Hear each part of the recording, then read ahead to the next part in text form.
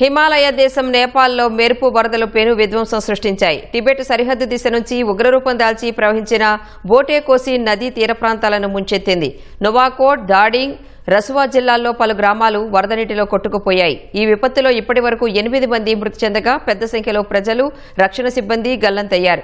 వరదల ధాటికి 6 ప్రధాన జల విద్యుత్ ప్రాజెక్టులు తీవ్రంగా దెబ్బతినడంతో పలు ప్రాంతాల్లో విద్యుత్ సరఫరా నిలిచిపోయింది. నేపాల్ సైన్యం హెలికాప్టర్లతో సహాయక చర్యలను ముమ్మరం చేశారు. గల్లంతైన 384 మంది పర్యాటకుల్లో 105 మంది భారతీయులు ఉండటం తీవ్ర ఆందోళన కలిగిస్తోంది.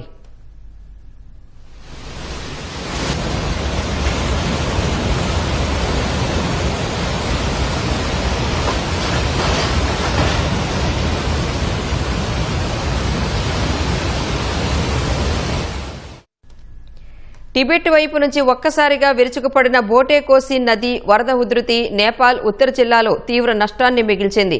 కొండ లోయల గుండా బురద నీరు భారీ శబ్దంతో ముంచెత్తడంతో తీర ప్రాంత గ్రామాలు కొట్టుకుపోయాయి. నువాకోట్, దాడింగ్ జిల్లాల నుంచి ఇప్పటి వరకు 8 మృతదేహాలను వెలికి తీసినట్లు నేపాల్ పోలీస్ ప్రతినిధి వెల్లడించారు.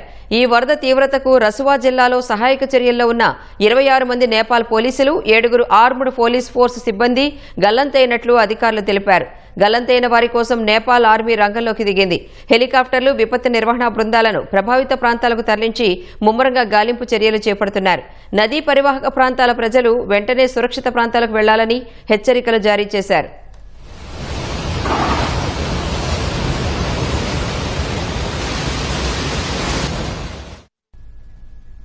భారీ వరద ప్రవాహంలో అనేక వాహనాలు, కస్టమ్స్ కార్యాలయ ప్రాంగణంలో ఉన్న విలువైన సరుకులు కొట్టుకుపోయాయి. ఇటీవల కొత్తగా నిర్మించిన ఒక వంతెన సైతం వరద ఉధృతికి కొట్టుకుపోయినట్లు రసువా కస్టమ్స్ అధికారులు వెల్లడించారు. వరద ధాటికి నేపాల్ విద్యుత్ వ్యవస్థ తీవ్రంగా ప్రభావితమైంది. 6 ప్రధాన విద్యుత్ కేంద్రాలు, ట్రాన్స్మిషన్ లైన్లు దెబ్బతిన్నాయి. నేపాల్లోని పలు ప్రాంతాలకు విద్యుత్ సరఫరాలో తీవ్ర అంతరాయం ఏర్పడిందని నేపాల్ ఎలక్ట్రిసిటీ అథారిటీ ప్రకటించింది. పలు కీలక రహదారులు కొట్టుకుపోవడంతో రాకపోకలు పూర్తిగా స్తంభించిపోయాయి.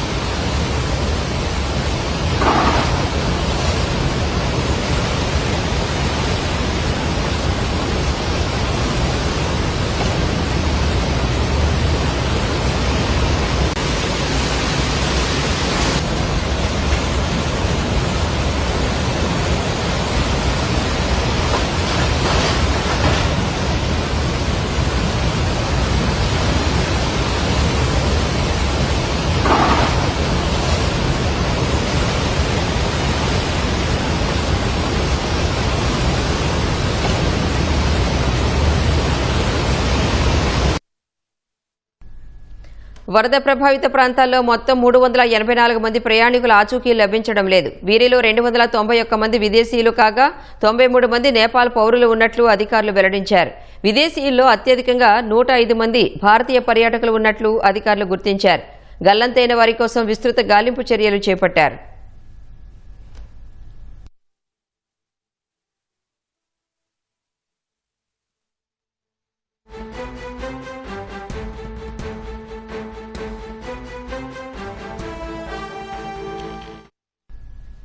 ఈ వరద విపత్తు నేపథ్యంలో national disaster risk reduction and management authority అప్రమత్తమైంది.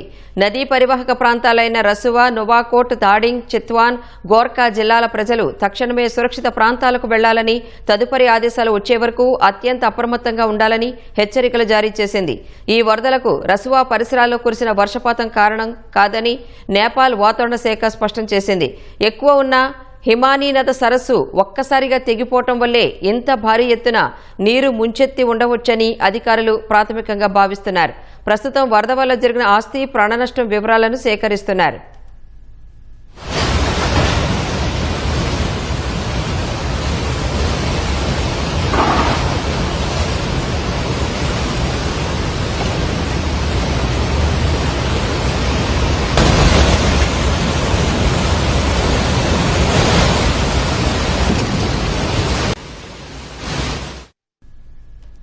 విపత్తు తీవ్రత దృష్ట్యా నేపాల్ ప్రధాని బాలేంద్ర షా జాతీయ విపత్తు నిర్వహణ సంస్థతో అత్యవసర సమావేశం నిర్వహించారు.